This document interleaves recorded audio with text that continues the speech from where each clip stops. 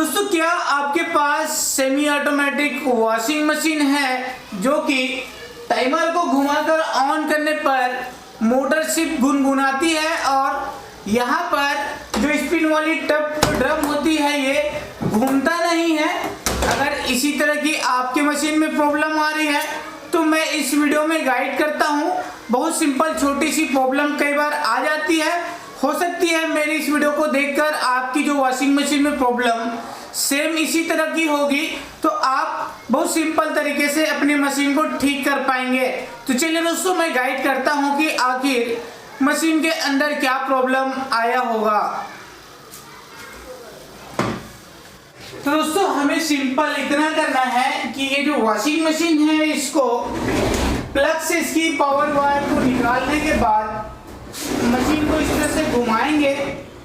घुमाने के बाद यहाँ पर देखेंगे कि इसके पीछे में प्लेट लगी है जिसमें 4-5 स्क्रू लगी होती है जो कि सिंपल टेस्टर या पेचकस से हम निकाल सकते हैं। उसके बाद यहाँ पर हम देखते हैं मोटर के पास एक तार लगी होती है जो कि ब्रेक होती है मोटर में।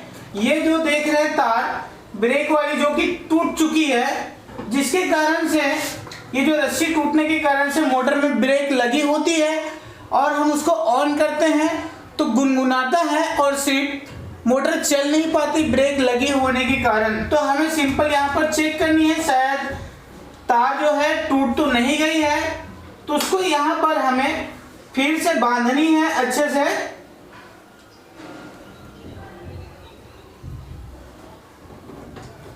तो इस तरह से इसकी जो तार है उसको हम फिर से बांधेंगे, जिसमें ये जो वायर है अगर दरवाजा नीचे रखते हैं तो ऐसे ये ऊपर नीचे होती है, जिससे इसकी मोटर में जो ब्रेक लगती है वो फ्री हो जाती है। फिर ऑन करेंगे तो हमारी वॉशिंग मशीन की जो ड्रायर मोटर है वो चलने लगती है।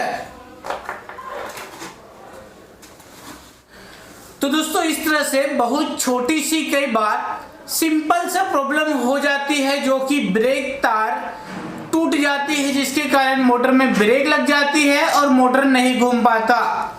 दोस्तों, मेरी वीडियो आपको अच्छी लगती है तो ज़्यादा से ज़्यादा शेयर कीजिए।